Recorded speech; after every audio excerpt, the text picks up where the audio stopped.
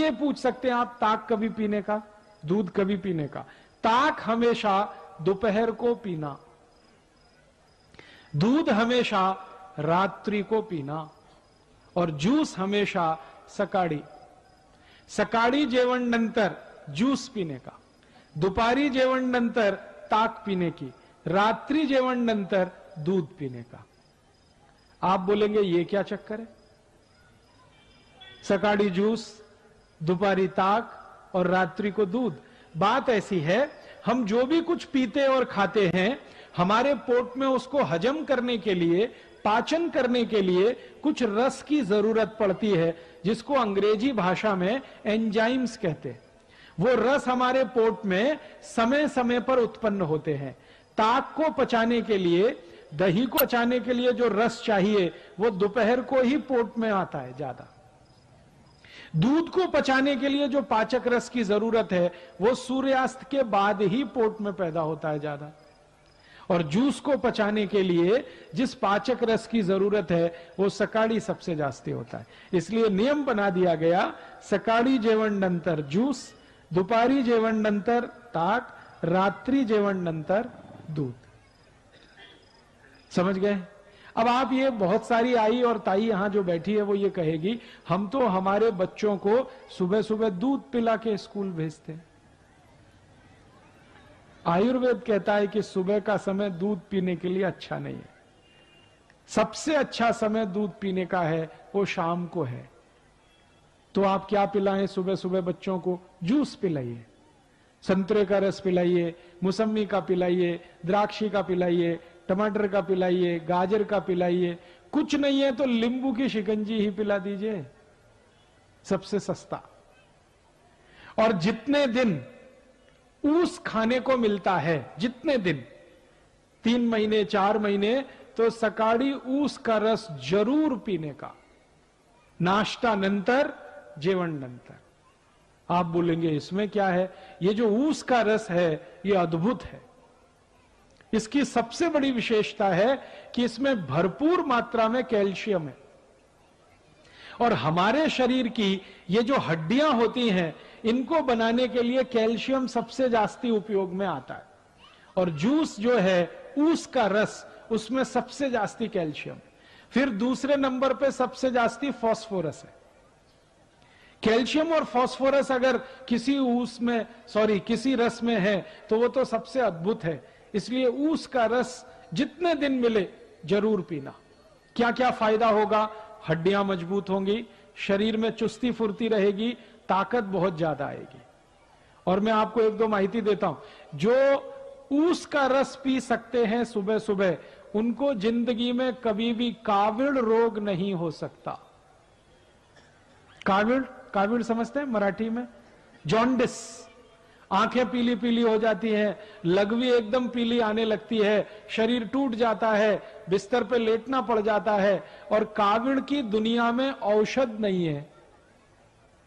Allopathy के किसी भी डॉक्टर से पूछेंगे, वो कहेगा काविड़ की औषध नहीं है, ये तो अपने आप ही ठीक होता है. डॉक्टर कहेगा आराम करो 20 दिवस, 25 दिवस, 30 दिवस.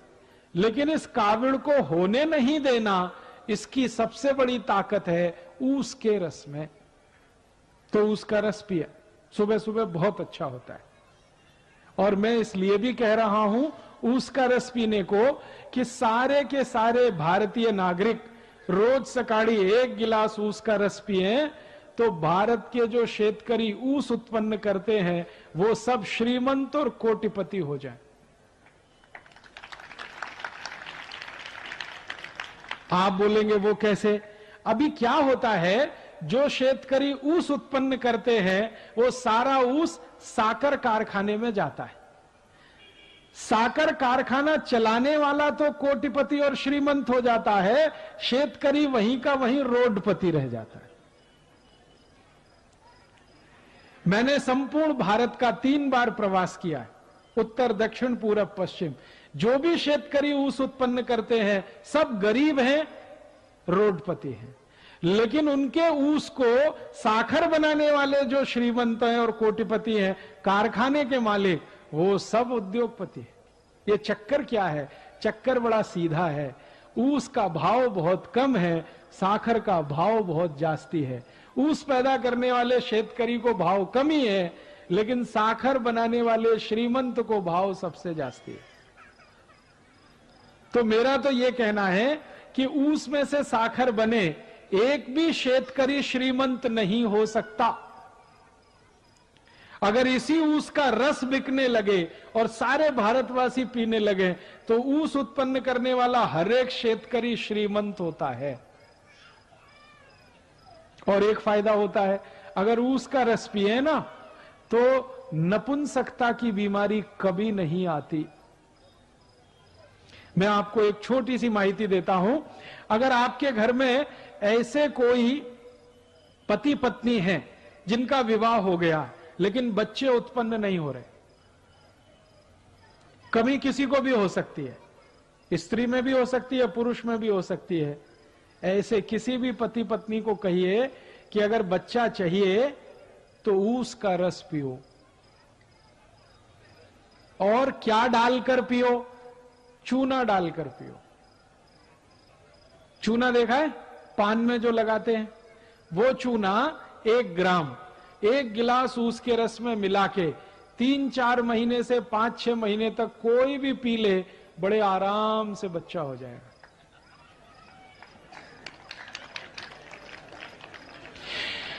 और ऐसी स्थिति में तो सबसे जल्दी बच्चा होगा जब पुरुष के वीर्य में शुक्राणुओं की कमी है और इस कारण से बच्चा नहीं हो रहा है, उनके लिए तो ये अचूक औषध है, ऊस का रस और थोड़ा सा चूना। ये ऊस का रस और चूना दुनिया की सबसे अद्भुत औषध है। आप इसको पी सकते हैं, गुर्गे दुखने का अगर रोग है ना तो भी इसको पी लीजिए, गुर्गा दुखना कम कर देगा। कांधा दुखता है, कमर दुखती है, संधिवात हो गया है, ऊस के रस में चूना मिला के पीजिए, बहुत अद्भुत परिणाम।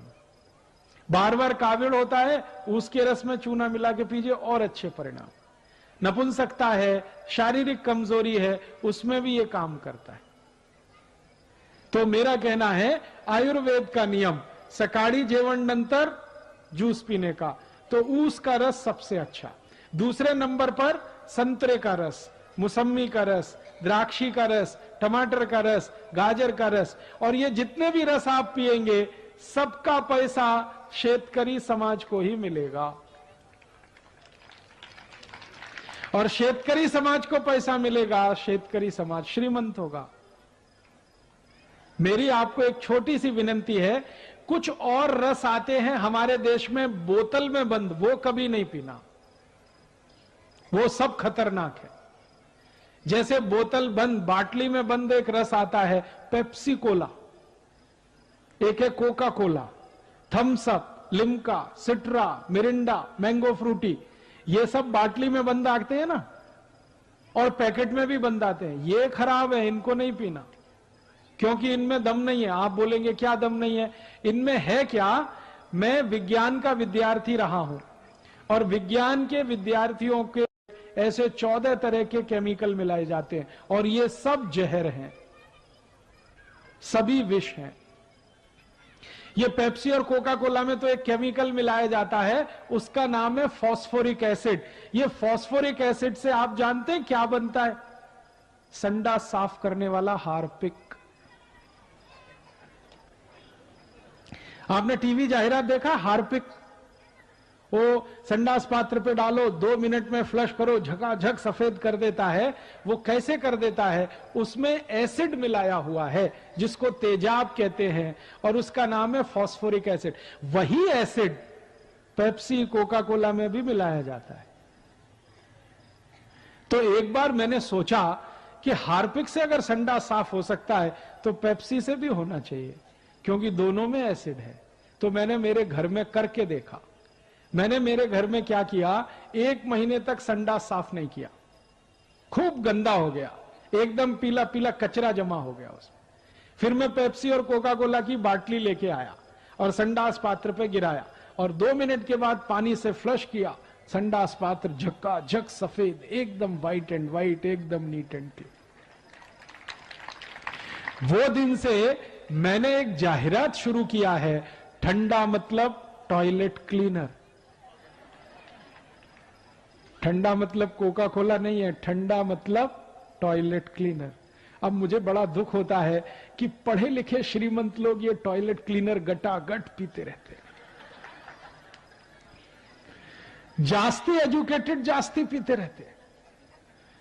Engineer, doctor, chartered accountant, manager, professor सब संडा साफ करने वाला पानी पी रहे। किसी के लग्न प्रसंग में जाते हैं ना तो फोकट में मिलता है तो 2-2 3-3 बाटली गटकते हैं। और पीने वाले घर में अकेले नहीं पीते, कोई मेहमान आ गया उसको भी पिलाते। एक तरफ कहते हैं अतिथि देवता होता है, देवताओं को इस हंडा साफ करने का पानी पिलाते रहते। और कुछ अतिथि अपने घर में ऐसे आते हैं जो कहते हैं ठंडा लाओ, माने हमको संडा साफ करने का पानी पिलाओ। मेरी आपको हाथ जोड़कर विनती है, ये Pepsi, Coke, Thums Up, Limca, Citra नहीं पीना, क्योंकि इसमें एसिड है। वो एसिड पेट को जलाता है, एसिडिटी पैदा करता है। और सबसे तकलीफ की बात पता है क्या है? कि आप बाटली खरीदते हैं वो 10-12 रुपए की आती है, कारखाने में सिर्फ 70 पैसे की बनती है, वो 12 रुपए में आप खरीदते हैं। और ये पेप्सी, कोका कोला की बाटली विदेशी कंपनी की है, अमेरिका की कंपनी की है, वो भारत की नहीं है। तो आप अगर 12 रुपए की बाटली खरीदें, 70 पैसा खर्चा होता है, 11 रुपए 30 पैसे मुनाफा होता है परदेशी कंपनी को। उसमें से वो 1 रुपए 1.5 रुपए टैक्स का देके, फिर दुकानदार को 1-8 रुपए देके एक बाटली पर लगभग 8 से 8.5 रुपए कमा के अमेरिका ले जाते हैं। अगर एक बाटली पेप्सी कोला किसी ने पिया, 8 रुपए भारत देश का अमेरिका को दिया। 2 बाटली पिया 16 रुपए दिया, 3 बाटली पिया 24 रुपए दिया। दर वर्षी भारत में पेप्सी कोका कोला की 700 कोटी बाटली बिकती है और दर वर्षी भारत देश का 5,700 कोटी रुपए अमेरिका जाता है। 5,700 कोटी रुपए इतनी बड़ी रकम है कि अगर इससे सोना खरीद लिया जाए तो बीड़ जिले के एक गांव की सड़क सोने से बन सकती है।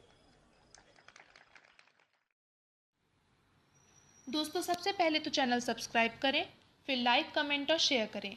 और हाँ, हमारा एंड्रॉयड ऐप डाउनलोड करना ना भूलें।